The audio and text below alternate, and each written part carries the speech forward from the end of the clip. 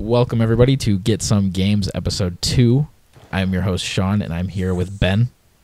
Yep. What up? What up? And for those of you that don't know, this is a brand new weekly video games podcast where we talk about the top news stories of the week in video games, including other major stories that we want to delve deep into the nitty-grittiness of whatever it is that we feel like talking about that week in the video game realm. And if you like that idea, please check us out on YouTube. And we can't get our custom URL yet, but Get Some Games, search on YouTube, and you'll probably find us, hopefully. So let's just kick things off. There's a ton of news this week because PlayStation had a major game conference at Paris Games Week, and we're just going to dive deep into that, and that'll probably make up for the majority of the show this week. So do you have any thoughts, like general thoughts overall, before we just get right to it? Lots of good stuff. A lot of good stuff. It's very promising. Yeah, I guess I can say right off the bat that I wasn't expecting much from this game conference for some reason. Probably because they don't usually do anything at Paris Games Week, but this was kind of like a Gamescom conference in years past, and those are always good, and this is like right up at that level. So I wasn't really expecting it. Yeah, it seems like every games convention thing is increasing in importance. Yeah. I'm wondering if E3 will ever not be the most important one. Yeah, there were talks that Gamescom was going to take over E3 as being the biggest one, but I think E3 will always be like the big one. It has like the name brand recognition. Yeah. People get excited about E3. You know? Yeah, like CNN and Fox News report on E3. Like, you can't escape E3 while it's happening. Right. I don't think they would ever announce a new video game console outside of like at a Gamescom.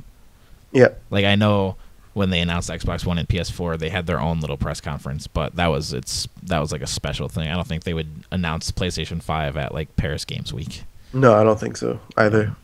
So, they started off with Call of Duty Black Ops 3, which is their big switch from Microsoft, because Xbox has always been the Call of Duty console, but now it looks like Activision is wanting to go where the people are, apparently, because PlayStation 4 has probably almost double the sales from Xbox One.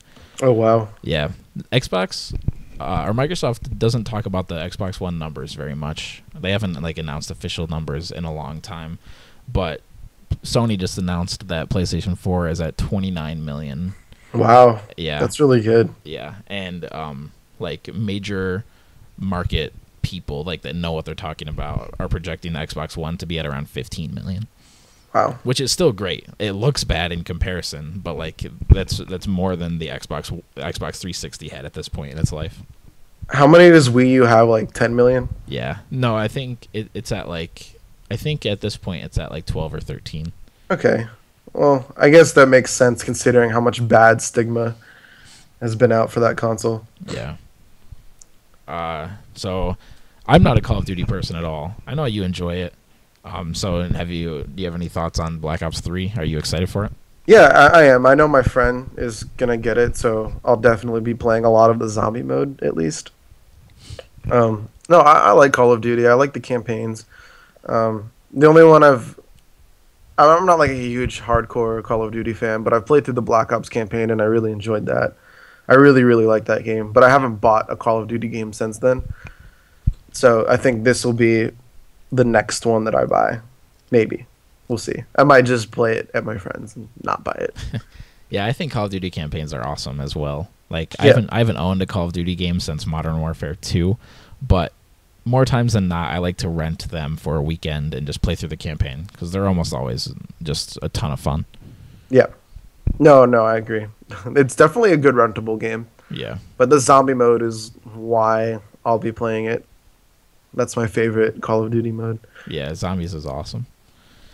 And then from there, I like how Sony stuck with all the third-party stuff at the beginning. They usually like come out and they maybe like make a big first-party announcement and then talk about how well their console is selling, and then like in between each major announcement, they always show you like a third-party game that we already know about, like Assassin's Creed and Call of Duty and Madden or whatever. So, well, Xbox usually does Madden, but I like how in this conference they just showed all the third-party stuff right off the bat, and then from there they got to like their own stuff. So it felt a lot better structured that way.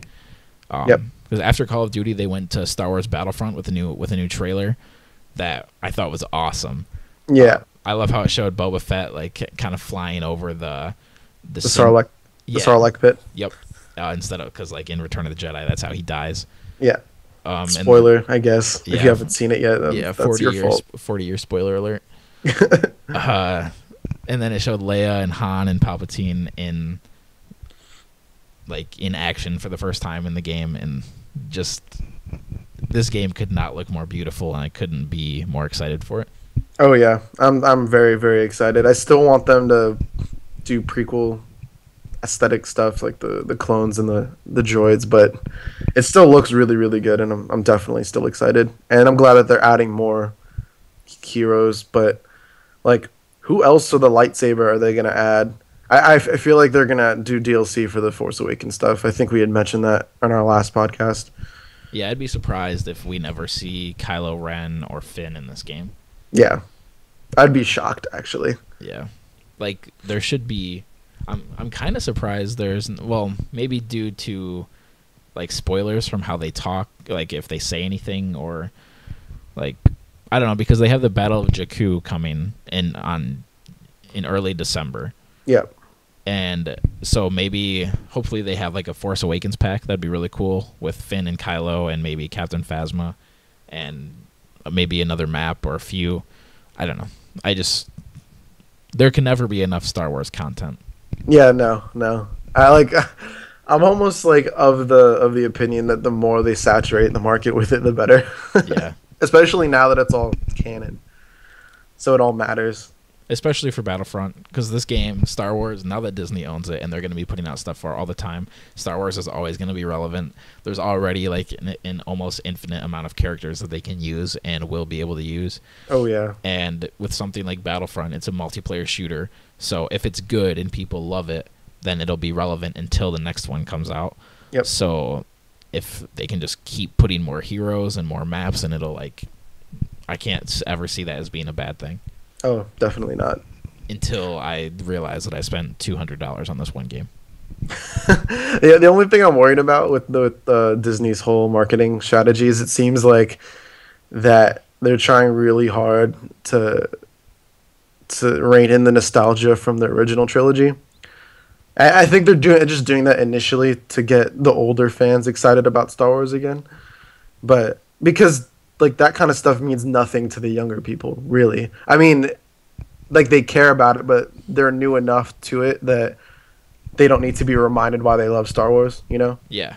So I hope that as they go along, they kind of make it all feel like one big thing instead of the original, the Old Republic, the prequel stuff. You know, like I hope they kind of, they tie some sort of thread to make it feel more unified, but it's all good. Very excited for Battlefront. Oh yeah, and we had a ton of Star Wars talk in our first episode. So if you want to go back and check that out to get some more of our thoughts on that, and then when the game comes out, we'll be live streaming it and doing let's plays and giving our thoughts. And absolutely, yeah, Yep. There's not gonna be a lack of Battlefront content on this channel. I can guarantee you that. Definitely not. So up next was Street Fighter V, which is technically a third-party game still, but it's published by Sony, and it's a PlayStation 4 console exclusive. It's also coming out on PC. They announced that it's coming out in February, which is much sooner than I thought, actually. But are you a fighting game guy? Yeah, I like fighting games. Though that said, I've never played a Street Fighter game. Really? Like, I don't think I've played a single minute of a Street Fighter game. Wow. Yeah. I'm more into like that was gonna be the wrong word. I don't know. I like Smash Brothers. I know like some hardcore fighting game fans like wouldn't consider that a fighting game, but it's a fighting game. Yeah, 2 to 8 characters fight, so it's a fighting game. It's not as technical. It's more.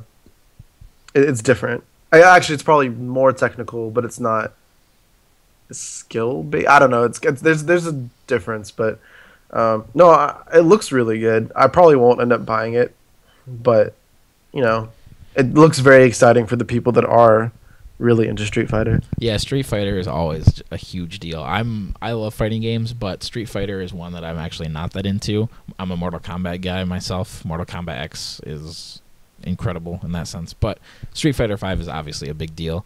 And they've announced that within the first year of the game's release, they're going to release 6 characters, and you will be able to buy those 6 characters with in-game currency that you earn. So, Nice. So you can, I'm sure you'll be able to like buy them with real money, but they can be completely free if you want to earn them that way. Yeah. And then from there, they announced that Tekken 7 is going to be on PS4, which isn't really that big of an announcement because everyone pretty much already knew that. Tekken 7 is definitely a big deal, but it's not like it was just going to be a Japanese arcade game forever. Yeah, Tekken is awesome, though. I have so many memories playing Tekken 3.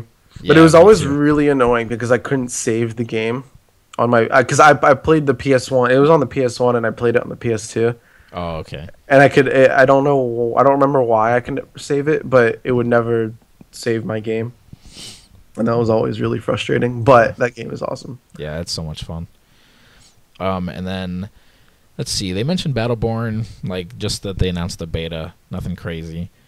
And then from there, they announced a new game called Boundless, which we don't really know much about. It looks like another one of those indie games that Sony is just loving these days. I don't know. I don't really have much to say on this. Did you like the trailer or think much of it? It's the one where like it has like a Minecraft type aesthetic, kind of. He's like, I don't know. It's like blocky, yeah. Yeah. I don't know.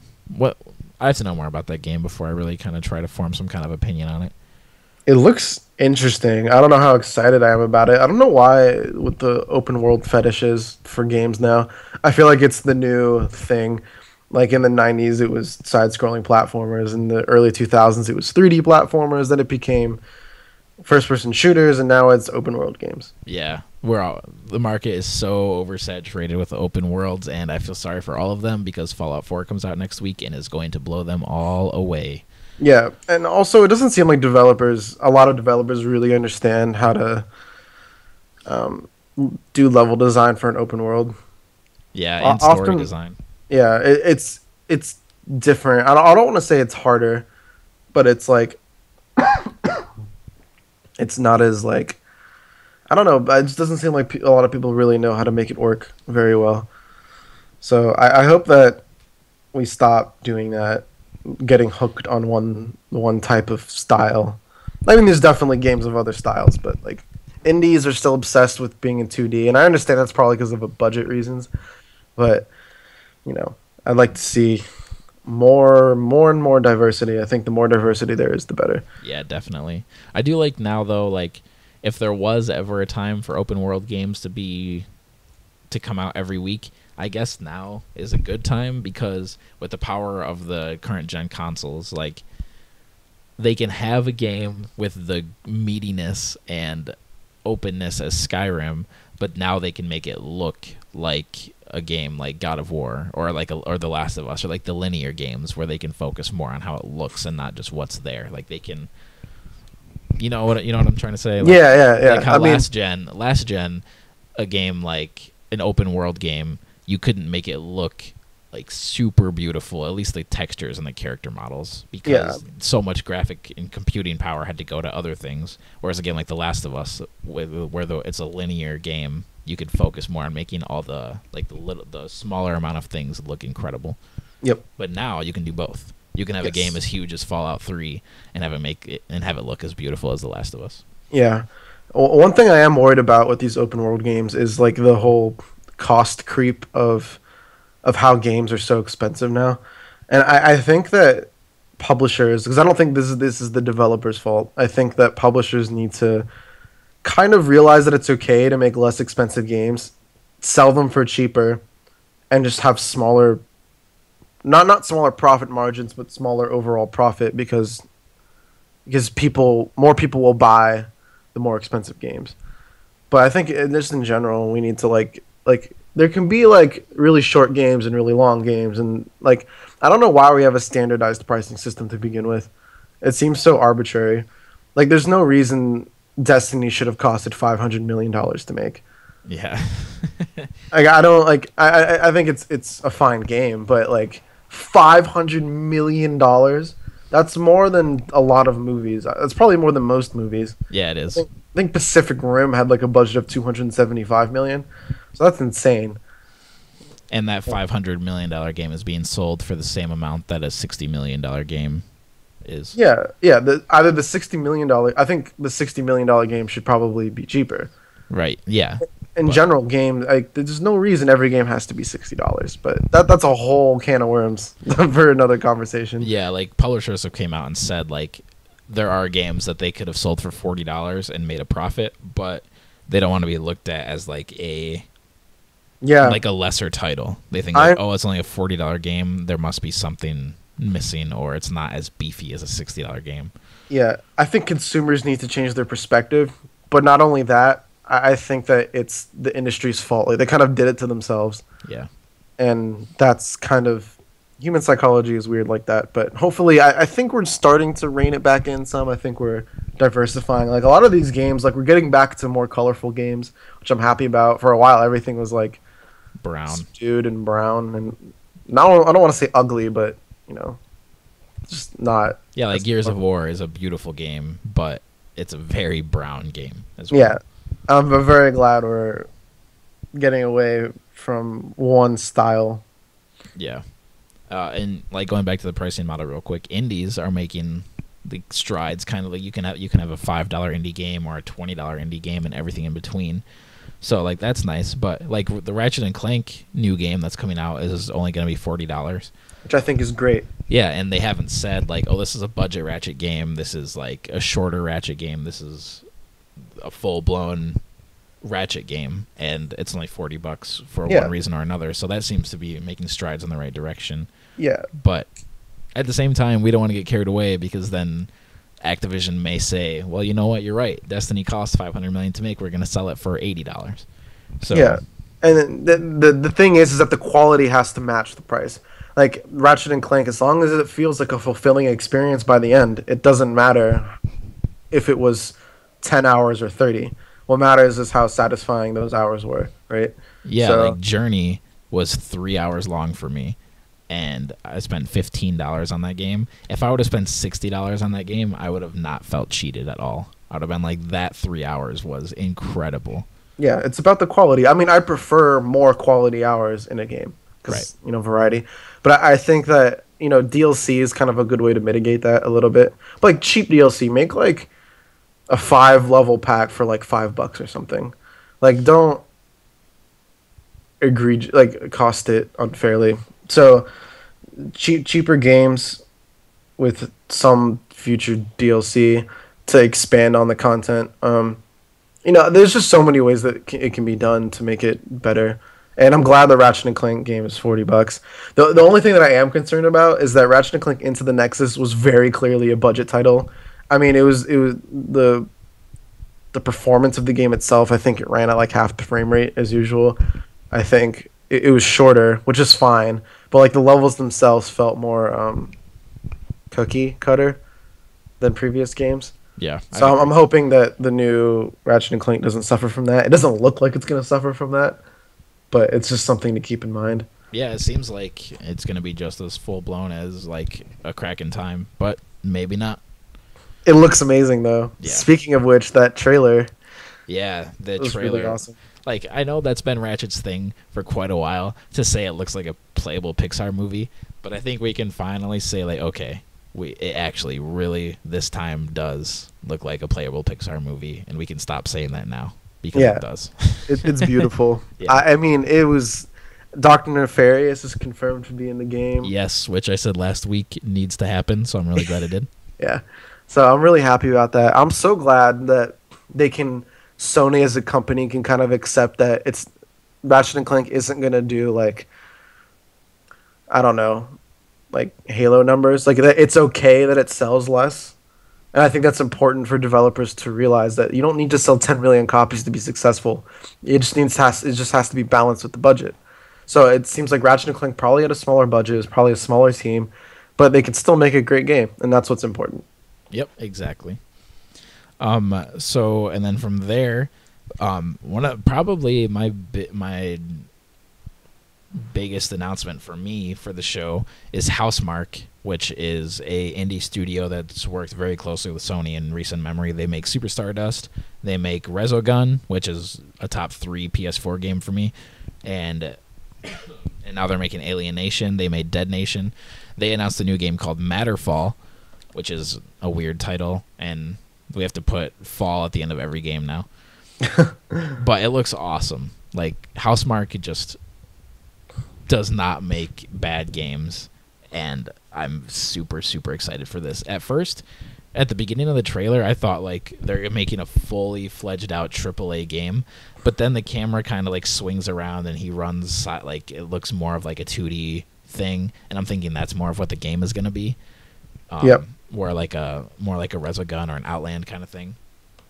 But still, like, Housemarque could put out a game a year, and I would buy them all and love them all. They're so, so good. I'm very excited for this game. And Alienation comes out early next year.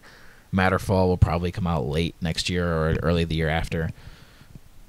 Very excited for this game.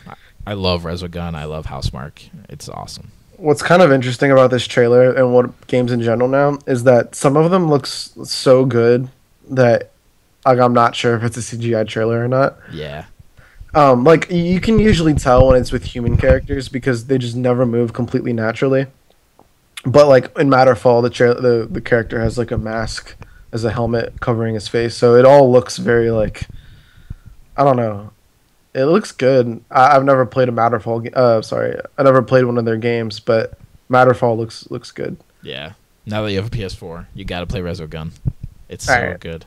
I'll check it out. Is it a side-scrolling? Yeah, it's like an arcade twin stick shooter. Okay.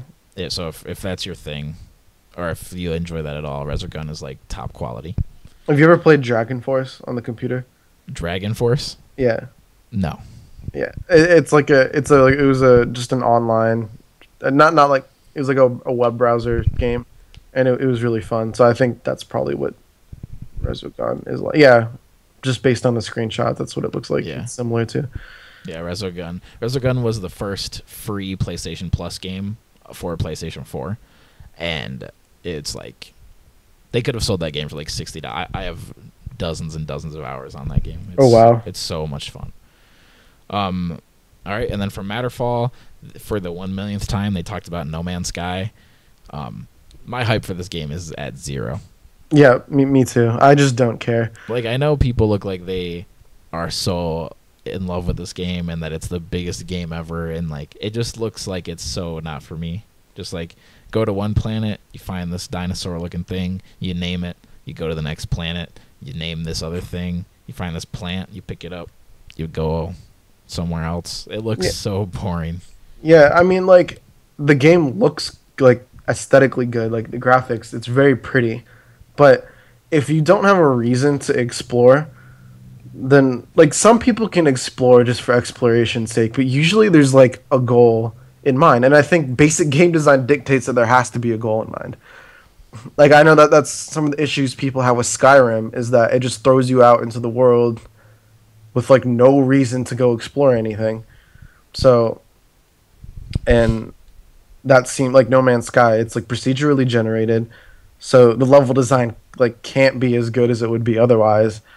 And I don't know, like they haven't talked. They just look at all these worlds you can explore. It's all procedurally generated, and it's like, that's great. Like, I'm sure some very smart people worked on this, but I don't care if there's no reason for me to go do that. And I hate to sound cynical and like negative, because I don't want to like ruin that. I don't want that attitude to permeate, but it's just like, why do I care?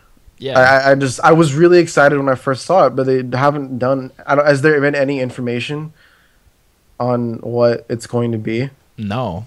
Like, I think that's the issue, is that because it's not going to be. Like, I think people say, well, for right now, it looks like the game you just explore and that's it. When are they going to announce the gameplay? I think this is the gameplay. Like, if they announced, the big announcement at Paris Games Week was that the game is coming out in June, which is quite a long ways from now. And I don't know. This game just doesn't. I hate how we're talking about how there like needs to be a goal and you have to have something to work towards. Some people may say that sounds like a primitive way of looking at games, but if I wanted to just go explore, I would go explore in real life. Like I don't want to. I hate breaking video games down to this like very, very general idea, and it sounds really negative, but I don't want to go into a fake world on my TV and just look at stuff for the sake of looking at them. I agree. I mean, that's kind of part of the reason Minecraft has added like story packs and things like that, is because it's only interesting for so long. I mean, it's just, yeah, exactly. Like if I just wanted to explore, I would go on a hike. You know, like I'd go out in the wilderness, and you can do that, and it's fun. But I don't see the benefit. At some point, you're just looking at pretty graphics, and there's nothing more to it. I know there's combat.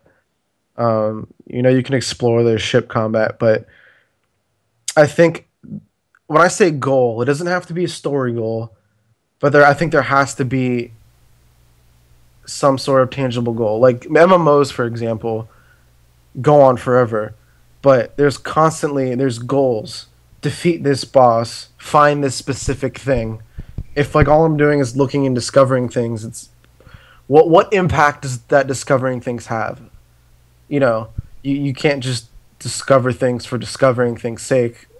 I mean, you can, but I don't think that's really gonna resonate with people. Yeah, I agree completely. They've said that the goal of the game is to get to the center of the universe, but there's essentially an infinite amount of worlds. So like, I don't know. If they have more to say, they need to start saying it, and if they don't, then this game is just clearly not for me. The only thing that can be this game's saving grace is if it's also a PlayStation VR game. Because that would be cool. Maybe that's why it's been taking so long. Yeah, that's the only thing that can save this game for me. And even then, like, it's still that'll be fun for like a couple hours maybe. Like, look how cool this is. Where like, it's still the same boring game, but I'm in it, so that's cool. But I feel like that'll just be like more of a tech demo than anything, of just like, look how cool virtual reality is. Where if I'm gonna spend $400 on a PSVR set, I'm not gonna want to like have fun with a tech demo for an hour. Yeah, I feel like people and the developers of the game are getting caught up in the idea of infinite worlds, but don't really process what that means for a game. Like, I just feel like there has to be tangible goals within the game. Otherwise, it doesn't have a purpose. Maybe there's like a philosophical purpose, which could work, but I think that there needs to be, I don't know. I feel like there needs to be, are you going to feel accomplished by exploring? Like, there's no, I don't know. It's very weird. I think there's a possibility that it's intentionally ambiguous right now, and they're trying to hide it. But if that's what it is, I don't think they're doing it the right way. I think the Star Wars marketing for the new movie has been doing it the right way, because you know there's a conflict. Yeah. Whereas in this, it's like, I don't know. I was very excited. I'm not excited anymore.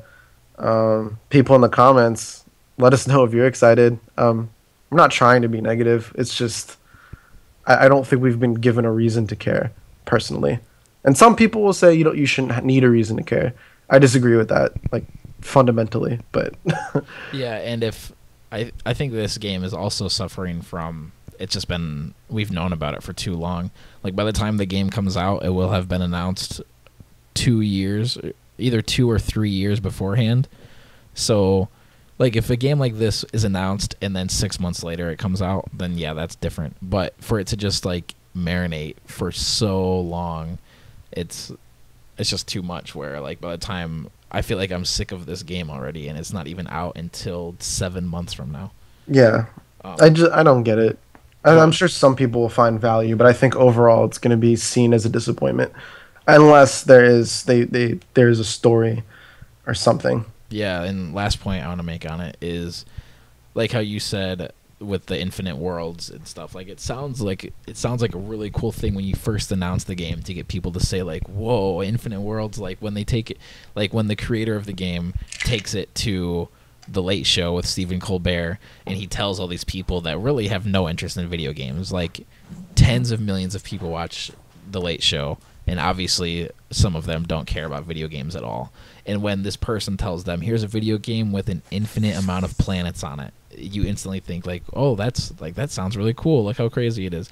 But then if like you really get down to think about it, I was listening to another show today, and like, what if the fifth planet you get to has an animal that's just like a palette swap of a different animal that you just saw, and it like you just start to see the same thing over and over that just looks slightly different. That it just sounds like this game is going to get old so quickly. Yep, I agree.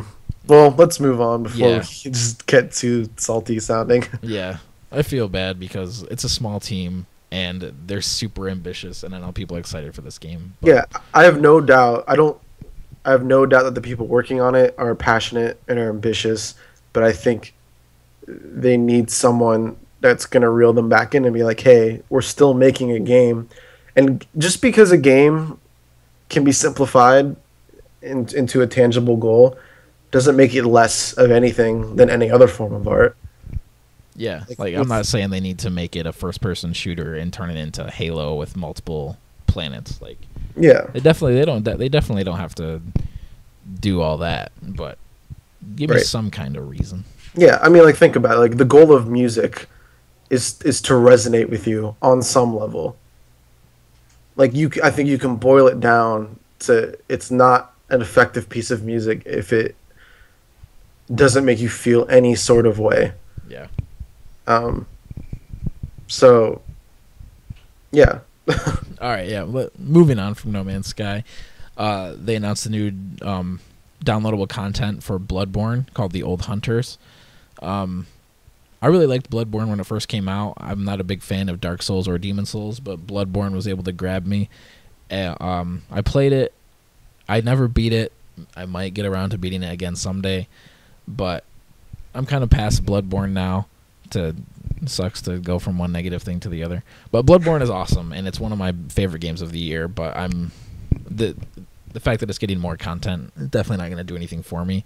But I know that people love this game and are very excited to get more of it. Oh yeah, I mean, I've played like 15 minutes of the game, and I was already like not enamored with it, but like I was like, damn, I really want to buy it. But now Star Wars Battle, there's so many games coming out now that I feel like I've just missed the boat. Like, I'll get it when it's really cheap. Yeah, I used to have a back catalog of games where I thought, like, these are my games I'm going to get back to someday. But, like, I just can't do that now. Like, between two jobs and school and games are constantly coming out now, like, it just... I'll obviously go back to games. I'll never not go back to a game ever again. But it's just hard. You can't... If I kept my back catalog, it would be like 100 games long now, and it just that's just not healthy. I jump around a lot in games. Like, I picked up Metroid Prime. I'm probably like a third of the way through the game right now, and like I was playing it every day, and then I just put it down. And it's not because I was stopped enjoying it. It's just I get caught up in so many. There's so much like, things coming at you from every direction, and it's hard to focus. Really, I think it's probably part of the reason ADHD is so prevalent in today's society. I think it's like you can induce it. There's just so much stimulus that it's hard to like, I don't know. Yeah, like I really respect the people that like they only play Dota 2 or they only play Call of Duty or I only play Madden. Like I can't just only play. The closest thing I can get to is Guitar Hero, but like I've never been that kind of gamer where like I love Call of Duty. I'm not a gamer. I'm a Call of Duty player. Like, I don't know. I just can't do that. I'm into like way too many games to just sit down and say like I'm only gonna play Destiny. Yeah, man. This is why I need to be rich because there's so many games. I see. Even if I would have no time to play all these games, and I just need to win the lottery, man. And win the lottery. And just play games all day. Yeah, win the lottery, set yourself up to live a middle-class life for the rest of your life, and then just dedicate 100% of your time to video games. That's it.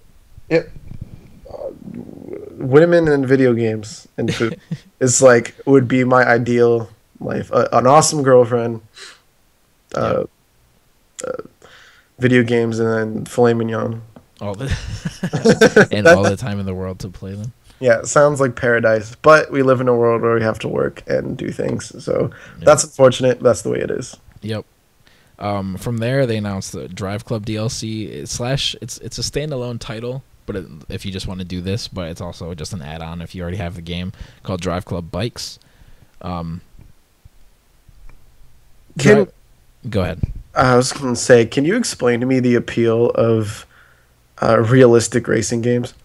People, I like racing games, but I Yeah, don't like sim racing games like Forza, Gran Turismo, and Drive Club. Right. But I think people love sim racers for the same reason they love something like super crazy technical hardcore rap. Like, it's just people love the crazy details and the technicalities and like how you have to perfect it. Like, if someone explained to you or showed you why they're a master at Gran Turismo, it's like mind-blowing on how they know each track in and out, and they know exactly how to do everything. And like, those are the people that get super into it, that they bought this $2,000 chair because they can sit in it and use their $1,000 wheel that they use to play Gran Turismo. Like, these people breathe these games. That's cool. Yeah, and like, there's definitely a market for it. Gran Turismo 5 is the highest selling PlayStation 3 exclusive. What? Yeah. So, like, Gran Turismo 5 outsold God of War 3, all the Uncharted, The Last of Us, like, what have you. Gran Wow. Turismo is the highest selling PlayStation exclusive. So there's a market for it. And Drive Club had a huge turnaround. Like, everyone remembers the Drive Club disaster of Drive Club came out and it didn't work, and the PlayStation Plus edition got delayed for forever. But that game has sold, I think, 2 or 3 million copies. So people love it, and it's a totally different game now than when it launched. Like, it's like, props to Evolution Studio for really turning this game around and making something out of nothing. Especially in a world where Gran Turismo exists and they're up against the highest selling racing game of all time, and they still made their own, and people love this game. Yep. But yeah, racing sims aren't for me. I'd much rather get a new Burnout, or I want to be able to drift around a corner at 300 miles an hour. Yeah, yeah. And I want to turn on my nitrous or play Mario Kart, pick up my power-ups. Yeah. Or play Mod Nation Racers and race as Cartman against Peter Griffin and Master Chief. Yeah, like kart racers, I get, Yeah. but you know, to each his or her own. It's not a big deal. I wasn't trying to criticize. Right. I just didn't really. I don't like in general. I don't see the appeal of hyper realistic games, but I hope I explained it well for you. no, you did. You did. All right, and then from there, one of my most anticipated games, Guerrilla Games, came out and talked about Horizon Zero Dawn, and just showed another reason why that you should be completely excited for this game. Guerrilla's always just made Killzone. That's their thing. They made Killzone after Killzone after Killzone, and now they're making this totally not Killzone game. What are your thoughts on Horizon? It looks cool. Horizon's the one with it's the open world. Yeah, the open world action RPG with the female protagonist with the bow and arrow and the giant dinosaur looking robot things. Yeah, I think it looks awesome. Like, I don't really have much to say about it, but it looks really cool. Yeah, every gameplay demo that they showed of it just looks so cool. Like, you have so many different ways to take out these giant robots, and like in the demo that they showed at Paris Games Week, they set like these tripwires around, and there was like a pack of like raptor looking robot thingies, and I can't wait till we know what all these things are called. Yeah, me too. So I can just stop comparing them all to dinosaurs. But so like they set up tripwires, and then she shot an explosive arrow in the crowd, and then it scared them all off, and they ran into the tripwires and exploded, and like it was so beautifully done. That looks awesome. Yeah, I can't wait for this game. On like a little bit of a tangent, I really enjoy playing as like strong female leads. Like I don't know why. I think that it's because it's not as common, so it makes the characters a little bit more interesting just because they're more rare. But I don't know, like Like my favorite character to play in Smash Brothers is Samus.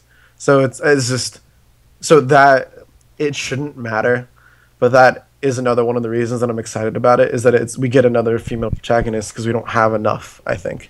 Yeah, I like right now we're in the area of this game is different and it's cool that we have a female protagonist, but I think we have to go through this so then in the future it's not a big deal. And Yeah, exactly. That's when it's going to be like it's going to be like, well, here's this brand new game and one of the bullet points isn't it has a female protagonist. It just does and that's it. I think for social change like this in general, you kind of have to beat people over the head with it until it becomes normal. Because you see both sides of the argument, and I think both extremes are wrong. Both extremes in support and opponents of this kind of thing are incorrect. Like there's like a really good middle ground, but I think that you kind of have to lead towards more, not entirely towards the extreme, because I think that creates unnecessary friction. But I think you kind of have to. You have to put it at the forefront and treat it as something important so that it becomes normal, you know? Right. Yeah, I agree. So it's cool. When you play a game where you can be a male or a female, like Fallout or Skyrim or Mass Effect or just games like that, do you usually pick male or do you pick female? I pick male because it's like usually when you can pick, it's like an RPG. Yeah. So like I'm embodying that character more, and I identify more with being a male than I do with a female, obviously. But when it's a character that has set up and has her own thoughts and feelings and ambitions and character, I can be that character more easily because I'm not imposing any of my characteristics onto that character. You know, that character is that character. I'm viewing the world through a lens of that character. Yeah. Whereas in an RPG, I like am that character, you know? Yeah. So that's the difference for me. Well said. That's the exact answer I would have gave. For like Fallout for Fallout 4 coming up, like I'm gonna try as hard as I can to make me like I want to be the character in the game. Yeah, exactly. So like I always play as male, but in a game. I can't think of a good example right now, but like if it's an actual female character with a name and a voice and a backstory and all these things, then like that's totally fine. Yeah, I'm in agreement completely. Yeah. And after that, we showed a trailer for another game with a female protagonist. Is Gravity Rush 2. I'm very excited that Gravity Rush 2 exists because Gravity Rush is a PlayStation Vita exclusive. And if your game is PlayStation Vita exclusive, more likely than not, nobody knows what the heck it is. Because the Vita is like the absolute most criminally underrated system in the history of video games, and I could talk for 500 hours on why that is. I'm not going to. But Gravity Rush is one of the reasons why. It's a great game, a great world, great characters, beautiful art, fun combat, used a crazy gravity like mechanic where you could be flying all around and attacking using gravity, and had great boss design to like capitalize on that mechanic. And it was a fantastic game, and it really showed off why the Vita is amazing, but very few people played it.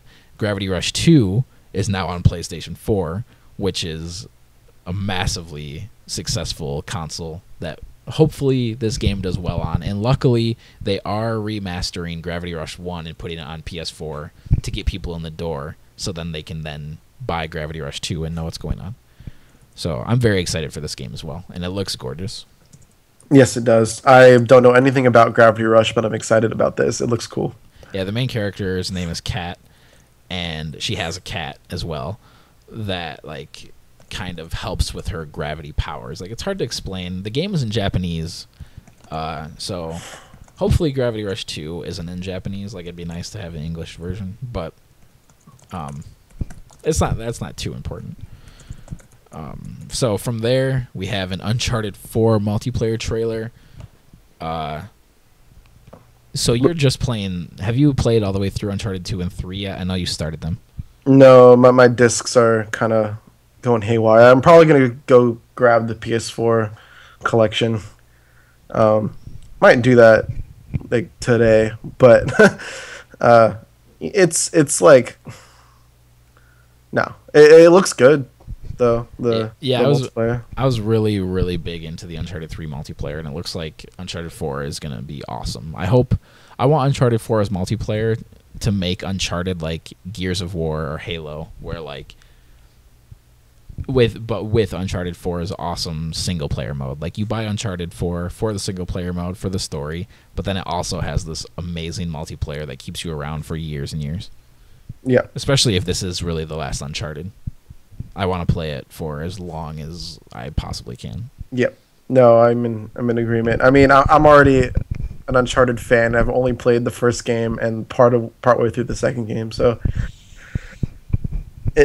I do hope that Naughty Dog moves on after this. Like, and moves on. Like, I know that Last of Us is like an amazing game, but I would rather that I felt like it doesn't need a new game in the series. Maybe I think that's probably my own bias, wanting a Jack-styled game or like something like that again. But you know, I would like them to move forward. But Uncharted 4 looks really cool. The multiplayer looks cool. I want to see more of the single player because that's what I care about more. But yeah, yeah. All right. So that's really all I have to say about it. Everyone, they don't have to sell us on Uncharted anymore. No, like, just go black now. Give me the game. That's it. Yep, pretty much. Yep. So from there, we go to just one of the strangest, weirdest games, and who knows what it is Media Molecule's new game, Dreams, where I feel like I'm beating a dead horse, even though we've never talked about this. I feel like I'm beating a dead horse with it because this is what everyone is saying about the game, where like just nobody knows what the game is. Like, Media Molecule is just so creative and so weird in a good way that they just like, I don't know. It's really hard to explain. This game is just, I don't know. Like, I don't understand what it is. Is it like a developer tool? Like, can you just make games? Yes. Like, how extensive is it? Like, how far can it go? Can you create your own stories? Can you create cutscenes? How do you build character models? How do you do, like, how does this work? This is like crazy. Yeah, like it can be a racing game, it can be an exploration game, it can be a platformer, it can be a shooter. Like, Little Big Planet did all these things too, but then there was a game in Little Big Planet. Like, there's levels and a story, and you go through these pre-made levels. Dreams is just like, here's a blank canvas, make a game. It almost seems as if this shouldn't be being sold to consumers. It should be being sold to developers. Like, this looks like an awesome way to streamline game development. Yeah. It seems like that's what it should be used for, not this. It could be, though, like, making a game could be the game, though. Like, maybe like, level 1 is like, here's this room, build a way to get out of it, or like, here's this door, make this puzzle to get this character to do this thing to then unlock the door. Like, I don't know, it could be like a No Man's Sky thing where like we just need more time and they'll explain more of the game as time goes on. So like, making a game could be the game, but that's definitely not for me. Like, no, I'm not interested in like level creation. Like, I just want to play a game. I don't want to make my own. That sounds so lazy, but I mean, it's fine though. I'm fine with making a game, but I'd rather it not be sold to me as a game. You know what I'm saying? Like if it was like a developer tool. Yeah. And I'm interested in game design, so it interests me from that perspective. But if it's like its own self-contained thing, like Project Spark was, then it's like, I don't know how much I'm capable of caring. Yeah. That sounds negative. It looks really cool. Don't get me wrong. I'm excited to see what people make with this. Yeah. And I know not every game is catered to what I want, so I don't want to sound like I'm needy. But this is just definitely not for me. But I hope they're successful with it, but they need to market it way more than what they are. Because if this game came out in this state of what people think about it, they're sending it out to die.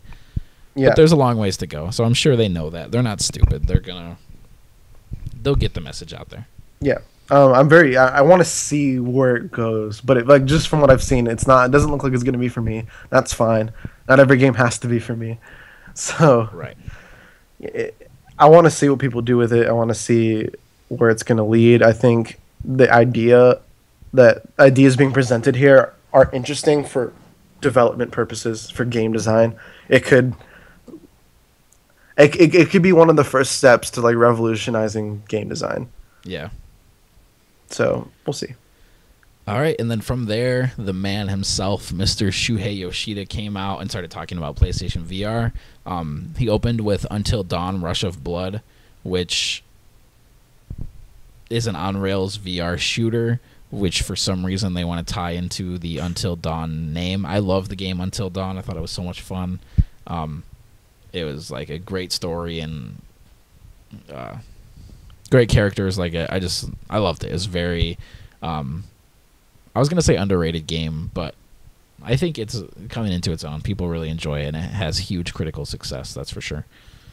But then I think a bigger announcement, Crytek, who's been having some issues over the past couple of years, came out and announced a new game called Robinson: The Journey, which looks like a prehistoric survival dinosaur first-person virtual reality game that I'm really excited about. What are your thoughts on Robinson? Oh, that looks awesome. I mean, it works as a VR game, obviously. I mean, I love dinosaurs, so that hooked me immediately. But I do hope that I don't know. I'm not gonna buy the VR thing, so For sure. yeah, like I don't want to. I have so many games I want to buy already. I can't. I mean, that's why I'm annoyed with Nintendo making me buy new hardware again soon already, because I just want good games. I'm sick of hardware being pushed on me. That said, I mean, VR is awesome, and I think the places they could take it would be so cool. But I don't want to get it until they've like completely nailed it to the point where like you're in like a virtual world, like on like a brainwaves level. So I don't even know if that's gonna happen in my lifetime, but like that would be the point where I would invest in that technology, or at least to the point where you could like walk around and move freely Yeah. and within a virtual reality without the need of a controller. So Yeah, it sucks that VR and the NX are like PlayStation VR and Nintendo's new console are coming out in the same year. That sucks. But I'm really sold on VR. Like everyone that's played, almost everyone, like a lot of people say like there's no way to sell VR and tell you how amazing it is without just giving it to you and having you play it. Like Cliff Bleszinski said that it was a religious experience. Like he just put it on and was instantly like, "Yep, I am converted. I am a VR advocate. This is amazing." So I hope I have that same kind of experience. And we haven't had a great dinosaur game in years. So it just seemed really cool to just be lost in this. Like we don't really know much about Robinson yet. We don't really know what kind of game it is or anything like that. But this trailer made it seem like you're just like lost in this forest and there's dinosaurs around. Like to be in that virtual reality sounds like amazing. sounds awesome, but like scary too. Yeah, scary in like the best way. Yeah, I'm very eager to see where this goes. It's definitely gonna be a game that I watch tons of footage of. Yeah. And maybe, just maybe, we'll have some footage of it on our channel. Perhaps, yeah. I don't know how capturing VR is going to work, but maybe it will. Not a clue, but I am planning on getting one. So. Yes. And then from there, where they talked about rigs, which I'm pretty excited for rigs.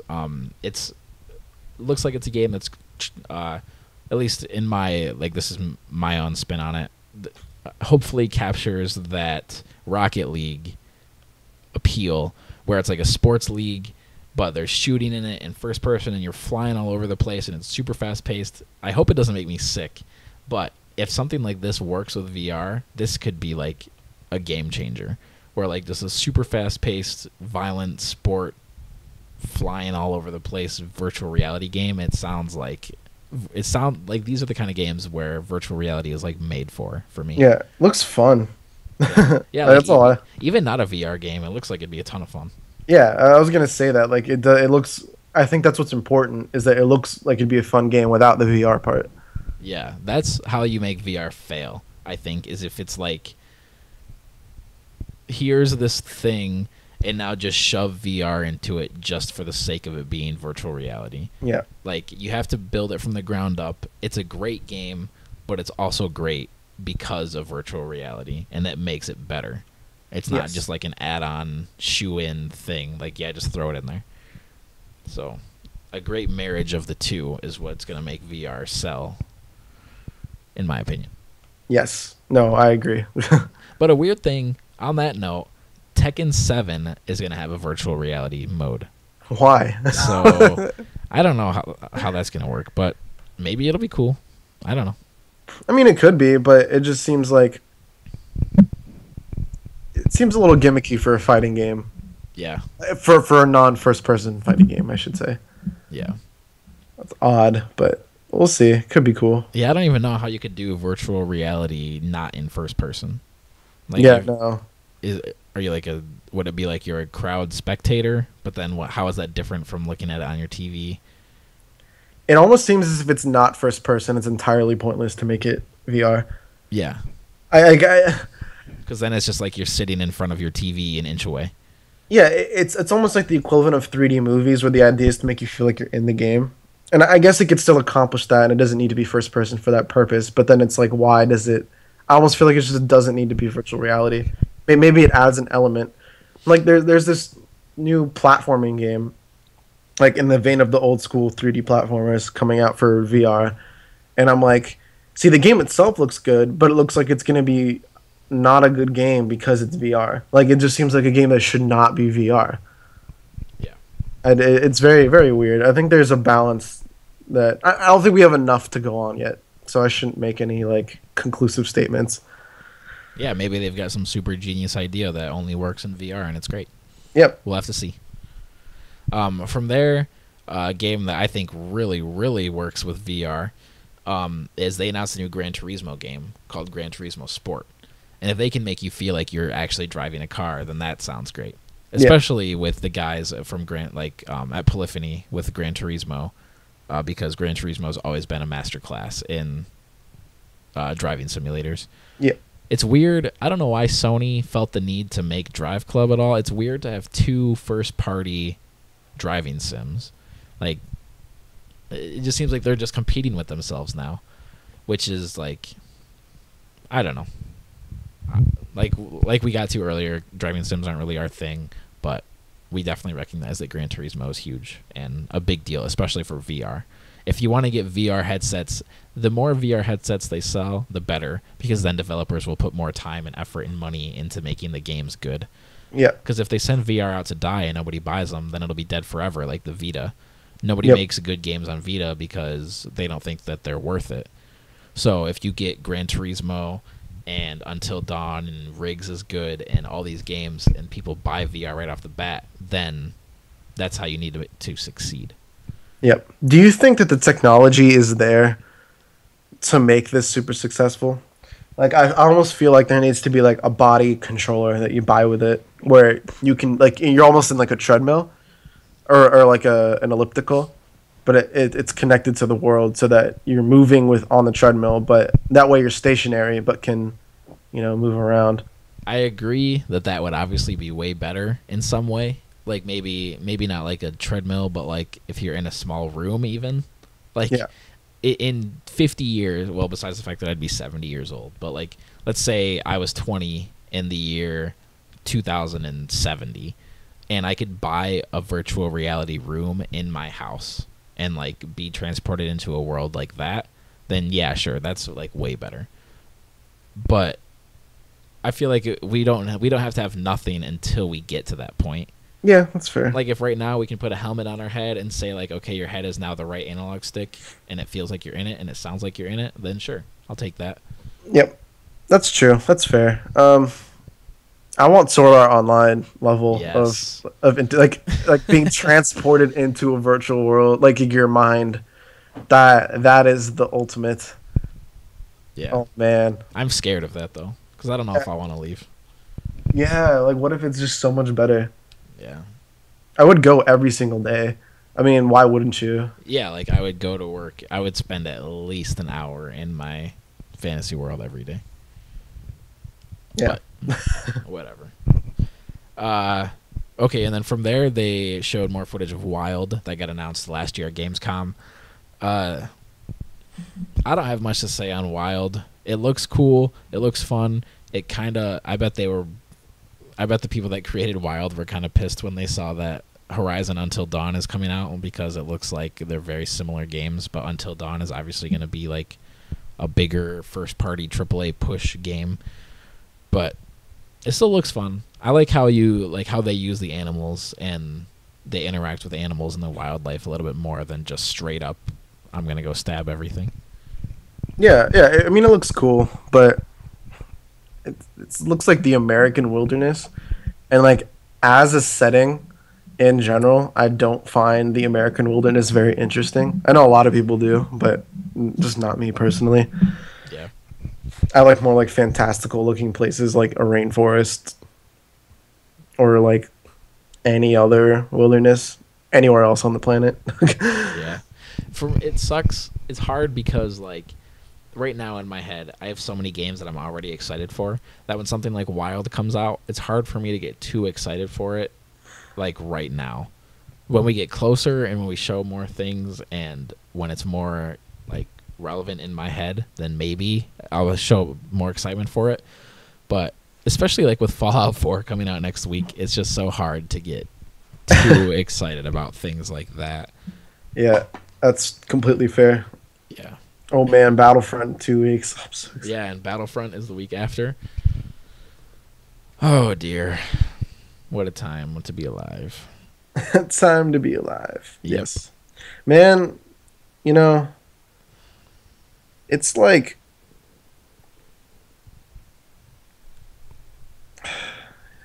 so many good games coming out. Like I'm just excited about gaming. I'm worried about Nintendo, not from a financial perspective, but from a consumer, my personal perspective. So, games are awesome, man. Yep. And we close out our Paris Games Week Sony press conference with Quantic Dream's new game, Detroit Become Human. Right off the bat, the main character looks exactly like Jennifer Lawrence. So I don't know if it is Jennifer Lawrence, like how Ellen Page was in Beyond Two Souls. But if it's not, then they totally ripped off her look, because it's her. Like, there's no way around it. I don't know if you've seen the character, but it's Jennifer Lawrence. Yeah. No, I've seen some of this game. Yeah. Do you agree that she looks exactly like Jennifer Lawrence, or am I just weird?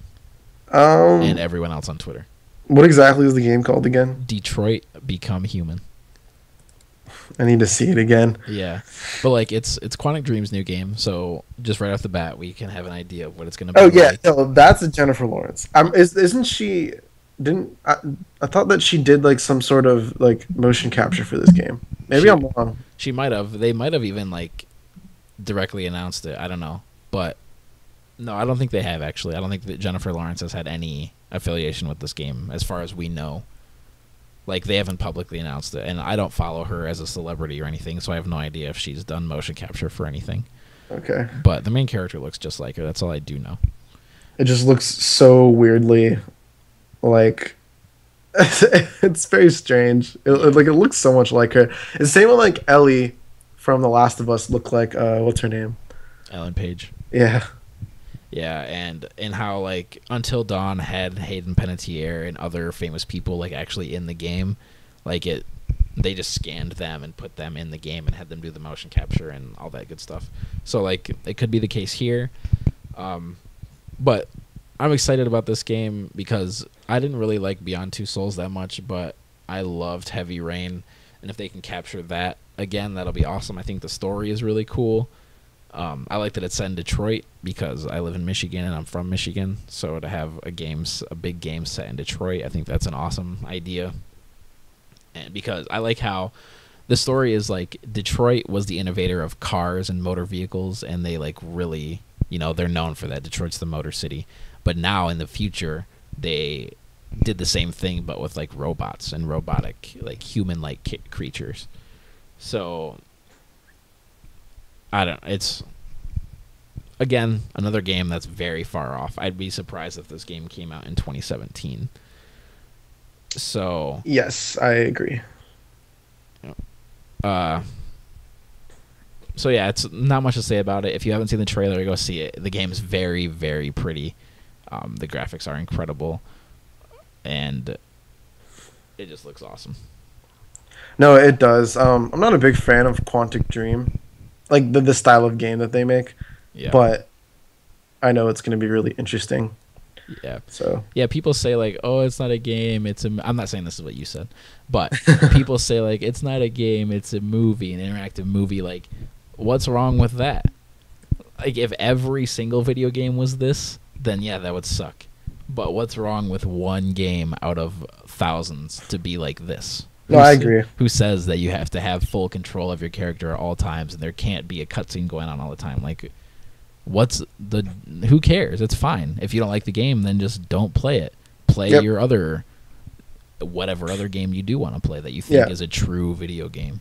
I think that the reason it upsets people, which I think is kind of a fair point, is that when people talk about how amazing it is, it kind of, from a game design perspective, it's much easier to design a game like this than it is another game, like on a technical level.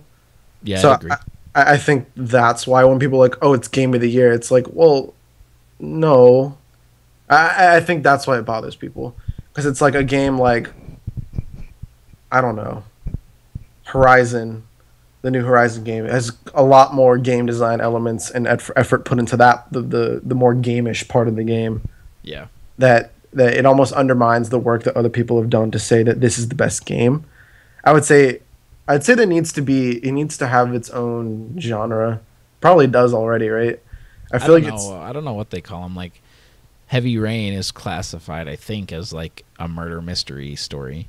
I almost feel like the interactive movie genre should be labeled as its own genre of game. Because it's still a game, but it's like, I think the game design elements are so minimalistic that I could see why people would say it's not a game. Yeah. But I think that it still is one, so. Right. But at the same time, they haven't really showed gameplay of this, so like it might not be exactly like Heavy Rain. Like, I think it's Quantic Dream, so it's easy to jump to conclusions, but I haven't even, until just now, I haven't really given any thought of them like evolving their style at all. So I think I should give them more credit and think like we might get a more gamey game out of this. Yes, that'd be cool. Yeah. And that's it. That wraps up the Paris Games Week talk, and pretty much wraps up our show, except for the first few episodes. If you saw last week's episode, we ended the show talking about our top 5 favorite video game franchises of all time. And for the first few episodes here, we're just going to do more things like that, just to kind of show what types of gamers we are and to draw that kind of connection with you guys, the listeners. So for this week, we are going to discuss our favorite game consoles of all time. And I went first last week. So if Ben, what is your favorite video game console of all time? That is a great question. Do you have a definitive answer? I'm going to go... I have a favorite console generation. I don't know. I'd say the PS2 is probably my favorite. But then, like, all my favorite games have been, like, HD collectionified onto... Sorry, that's what I wanted to say before going into this. Don't take that into consideration. Okay. Like, if you say, like, the PS1 is my favorite game console, but I can play all the PS1 games on the PS3, so, like, don't take that into consideration at all. Okay, I'm going to say PS2, but GameCube is also a strong contender. Because PS2 has Sly Cooper, it's got Ratchet Clank, it's got Jak and Daxter, it's got, like, miscellaneous awesome PS2 games that I don't remember the names of at the moment. Legend of K, which I don't think anyone has played. It is an awesome game. Oh, I've played that game. Yeah. GameCube, it's got Mario Kart, it's got Super Smash Bros. Melee, arguably the best Smash Bros. Game from a gameplay perspective. It's got Metroid Prime 1 and 2, which are both amazing games. It's got Zelda, Wind Waker. It's got Twilight Prince. Like it's got so many custom Robo, which is another game not enough people have played. That's like one of my favorite games ever. Uh, yeah, so that generation I think would be my favorite. Game Boy Advance also awesome. It's not a it's a system. It's not like a console. Yeah, that counts. But Game Boy Advance is Sonic Advance. It has Metroid Zero Mission, Metroid Fusion.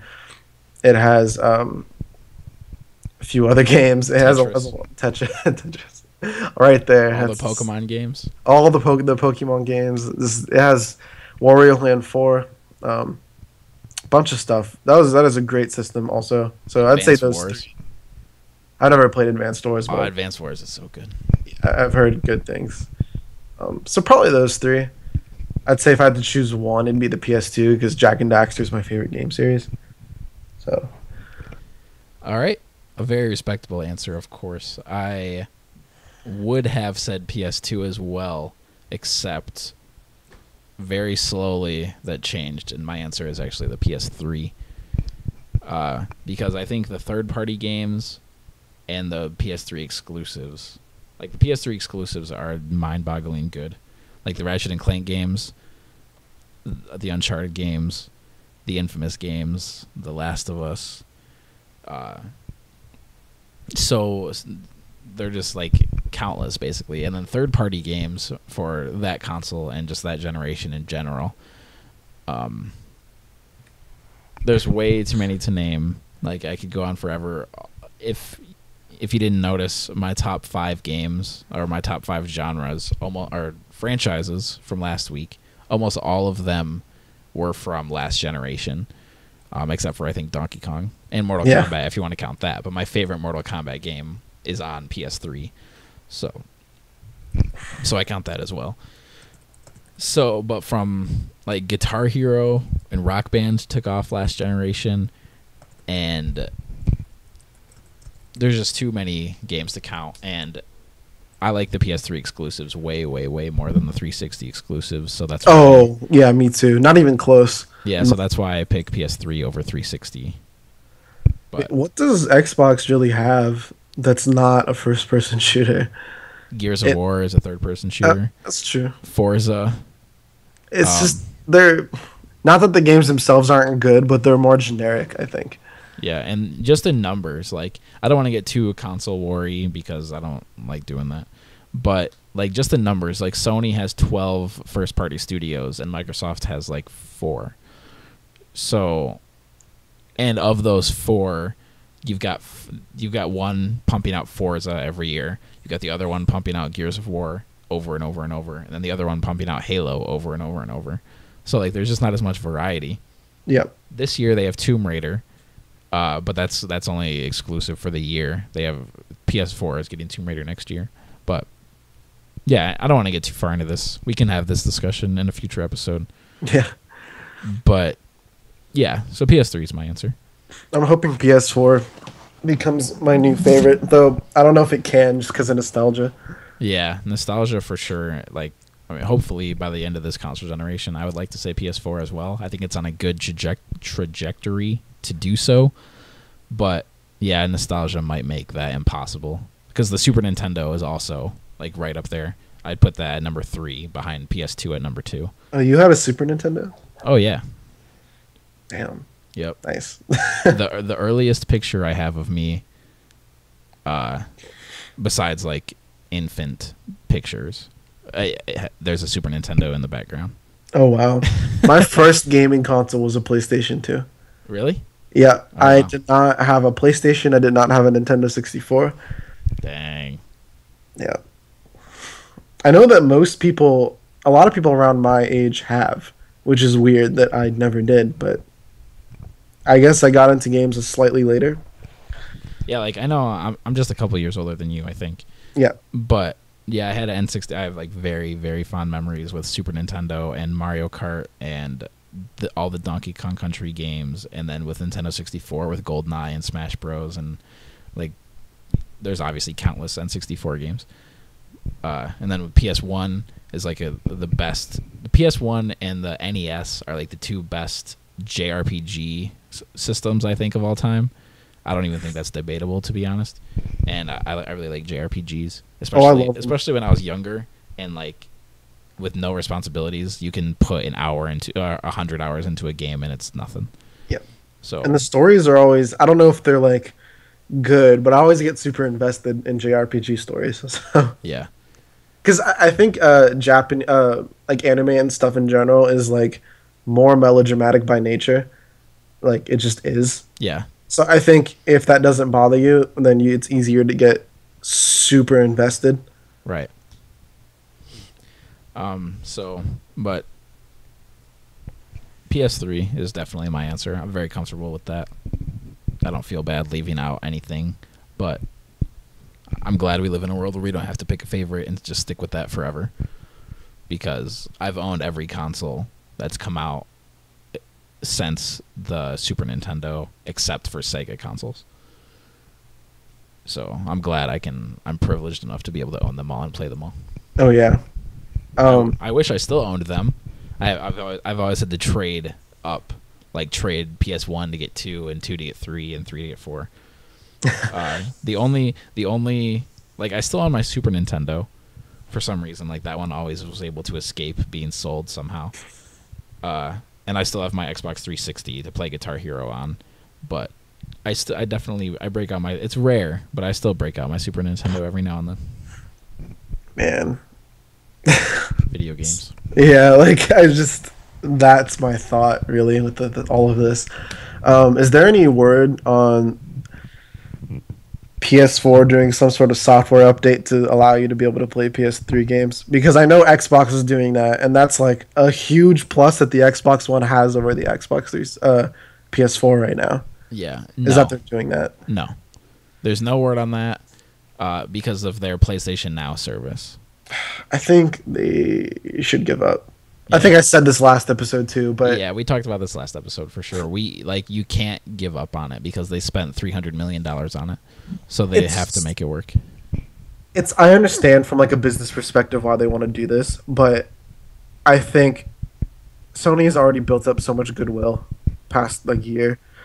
I think that they need to do this. Well, first of all, backwards compatibility is just better for consumers. That's a fact. Yeah. PlayStation Now, by virtue of it being there in absence of backwards compatibility, is a worse alternative for consumers. But it's better for them as a company, assuming that everyone gets on board with it. But I think 95% of people would prefer backwards compatibility over PlayStation Now. And they could change PlayStation Now how it works in function. They don't have to get rid of it, but I don't like this whole renting a game system and streaming. Like I want to own it, and I want to have all my games in one place. And I think a lot of people share that sentiment. Yeah, I do. Like on PS3 and on Vita even, you can buy like not the entire PS1 catalog, but a huge chunk of the PS1 catalog is there for you to just buy and download. Yeah, like I think that's better. And isn't Xbox One like, can't you put 360 discs in the Xbox One? Yeah, not right now, but there's an update coming out this month that will start the whole backwards compatibility thing. See, they need to do that for the PS4 if it's possible with the hardware the way it is. I feel like it should be. I feel like that's like a disc reading thing. It might be like a marketing gimmick or whatever, but they said that the Xbox One was not designed with backwards compatibility in mind, and they said that they didn't think it was possible, but they figured it out and it worked. All right, so it's probably possible then. Yeah. But who knows? Sounds like kind of a marketing thing. Like, oh, we went through all this trouble just for you. Yeah. Like, that's kind of... It does sound markety, but that's what they're saying, so we have no reason to not believe them, I guess. Yeah, so Sony needs to do that because, man, the only reason I still have my PS3 is because I want to be able to play all these games still. That's the only reason. Yeah, I don't own any old PlayStation discs, so like that I understand why that's super important to people, but for me personally, it's not a big deal. But they should just take the PlayStation Now library and make it downloadable. You can keep the PlayStation Now subscription cost and the streaming if you want. Like, it's so cool that for $4 I can instantly that second start playing God of War 3 on my PS4, and it's boom right there. Yeah. But also, you should give me the option to pay $5, $10, $15, $20, $50, not 50 please, to download the game and just have it and be able to play it offline and not stream it with the latency. Yeah, no, I'm in complete agreement. There should be a renting and streaming option, and then there should be a buy option. Just like there is, like, when you buy or rent a movie. Like, it shouldn't be any different. Yeah. And you know they can do it. Like, Sony owns these games. Yeah, and I think the problem is it's going to be like, well, you're already making me pay for the monthly service, and now you're going to make me pay to buy the games too. So I think that's a thing they'd have to get over. But yeah, you could do it separate. Like, if you want to pay the $4 to stream the game for an hour, or you can pay $20 to download it and own it forever. Like, I hope that they change it. I think that they will eventually. I think enough people want it that it doesn't make sense for them to continue to only do it this way. Yeah. You've got to imagine they're working on it, or at least looking into it. There's no way that they're just turning a blind eye and saying, oh, well, screw you guys. They've got to be looking into it. Like, they can't even figure out how to get us to change our name. So we got to take baby steps. The PlayStation Network is a disaster. It's weird, but you know what's even weirder is that I have two different usernames on my PlayStation account, and I don't know how I did that. I have a different one on my PS4 than I do on my PS3, and I don't know why. But it's the same email. That's really weird. Yeah, so I have no idea. Yeah, I don't know how that's possible.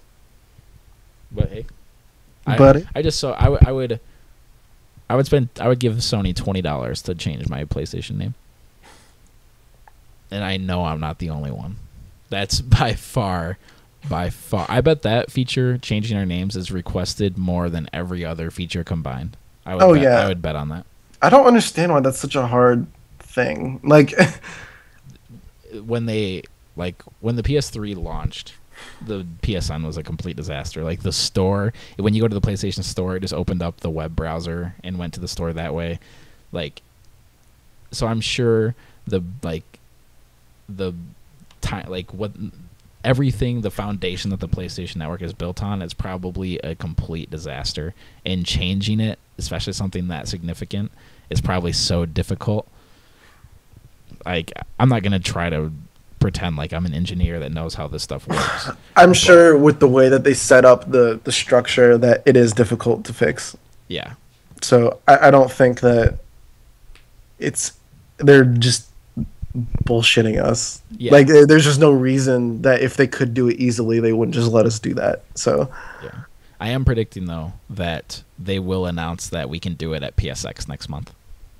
That would be good. Backwards compatibility they should announce too. Maybe. But if that ever comes to PS4, I think it's a long ways off, because I think they weren't looking into it because they make way too much money off of HD remakes. But I think Microsoft doing it might have tipped Sony's hand, or not tipped their hand, but like might have urged Sony to look into it more. And if it does come, it won't be later, because they probably didn't seriously start considering it until Microsoft announced it, and that was just this year. Yeah. Well, the thing about that is, at least, even if I had the original version of the game, I would still buy the HD remake, as long as it's like an HD remake and it's not an HD filter. Yeah. So I don't know how many other people feel that way, but I would guess that at least some people feel that way. Yeah, it depends on the game for me.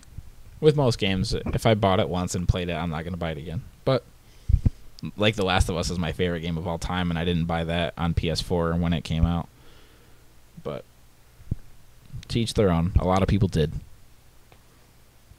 Yep. I think that about wraps up our show, though. Yeah, no, that was a lot of good stuff that happened in Paris Games Week. Yeah. Of course, thank you guys for listening, everyone that stuck all the way through here. Check us out on YouTube. Please subscribe to us, since we don't have that custom URL. You can just get us all of our new videos, just show up right in your feed.